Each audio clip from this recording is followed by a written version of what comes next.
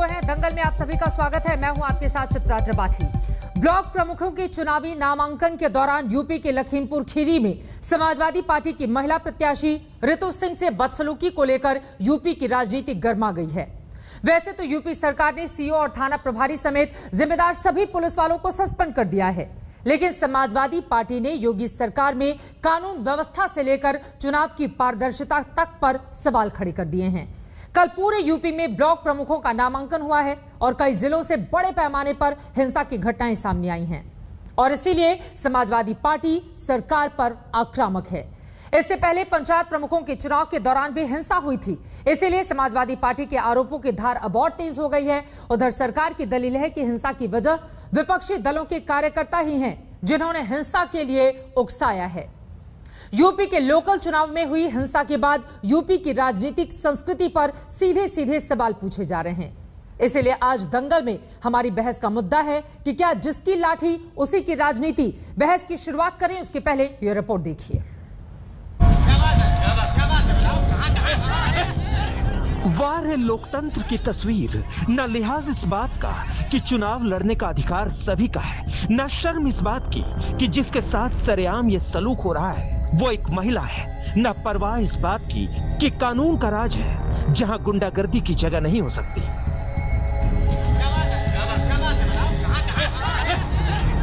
गुरुवार को उत्तर प्रदेश के लखीमपुर खीरी के पसगवा में ब्लॉक प्रमुख पद का नामांकन करने पहुंची समाजवादी पार्टी के प्रत्याशी रितु सिंह और उनकी प्रस्तावक अनीता यादव के साथ हुई ये घटना पूरे उत्तर प्रदेश को परेशान कर रही है।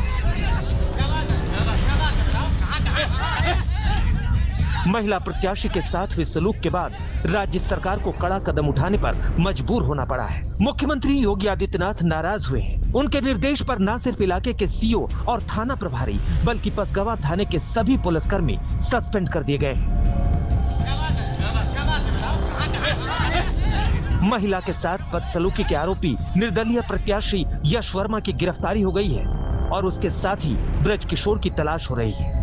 लेकिन सरकार का यह एक्शन समाजवादी पार्टी को सिर्फ दिखावे की कार्रवाई लगती है। जो उत्तर प्रदेश में हुआ है वो मुख्यमंत्री जी के इशारे पर भारतीय जनता पार्टी के लोगों ने गुंडाई की है। इतनी गुंडागर्दी चुनाव में कभी नहीं हुई होगी जिस तरह की भारतीय जनता पार्टी ने की है। इसके लिए अगर कोई दोषी है तो प्रशासन के लोग दोषी हैं। उस बहन के साथ जो अन्याय हुआ, जो अपमानित होना पड़ा है, समाजवादी पार्टी पूरी ईमानदारी से के साथ उसके साथ खड़े है। समाजवादी पार्टी का ये आरोप ही नहीं और ये सच्चाई है कि उसके साथ जो व्यवहार हुआ है उसमें भारतीय जनता पार्टी के कार्यकर्ता नेता शामिल थे। उनके खिलाफ कार्रवाई हो। जो बहन के पर्स से चोरी हुई है, उसका सामान जो छीन गया है या जो मोबाइल छीन गया है, वो सब सामान वापस हो। यही समाजवादी पार्टी की मांग है। समाजवादी पार्टी ने अब ब्लॉक प्रमुखों और इससे पहले पंचायत प्रमुखों के चुनाव को लेकर हुई हिंसा पर योगी सरकार को कटघरे में खड़ा किया था। ऐसे में लखीमपुर के मामले पर समाजवादी पार्टी बेहद आक्रामक है। बदसलूकी का शिकार अपनी महिला कार्यकर्ता के साथ पार्टी अध्यक्ष अखिलेश यादव ने मुलाकात भी की है।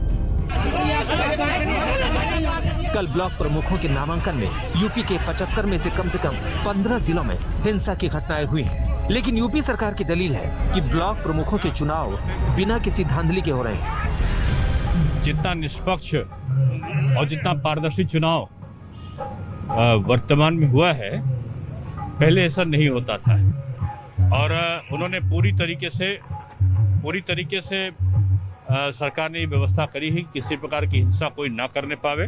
कहाँ हिंसा हुई?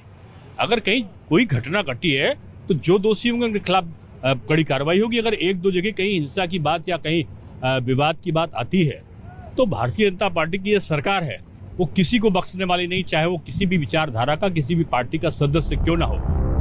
ऐसे दावों के बावजूद सच्चाई तो यही है कि कल ब्लॉक प्रमुखों के नामांकन के दौरान गोली चलने, बम फटने, मारपीट होने, अपहरण की कोशिश, विरोधी के नामांकन पर्चे को छीनने और पत्रकारों पर हमले की हिंसक घटनाएं जमकर हुई हैं। और ये किसी एक दल या किसी एक इलाके तक सीमित नहीं रही है। इनसे यूपी की कानून व्यवस्था पर जहां सवाल उठे हैं, वहीं आने वाले विधानसभा चुनावों की जंग का ट्रेलर भी दिखा है। लखनऊ से कुमार अभिषेक के साथ आज तक ब्यूरो। ब्लॉक प्रमुख नामांकन में हिंसा को लेकर समाजवादी पार्टी योगी सरकार पर आक्रामक है, लेकिन गोंडा से एसपी के पूर्व विधायक बैजनाथ दुबे का वीडियो वायरल हो रहा है जिसमें वो समर्थकों से लाठी डंडे लेकर चलने की बात कर रहे हैं। बैजनाथ दुबे के समर्थकों का लाठी डंडे गाड़ी में रखने का वीडियो भी सामने आया है। इस बीच बैजनाथ दुबे वीडियो को एडिट करके दिखाने का आरोप लगा रहे हैं। ये तस्वीरें आपके सामने हैं। सब लोग अपना तैनाती से लाठी डंडा लाए हो तो लाठी डंडा ले लो, ना लाए हो तो वो हुआ पड़ा है।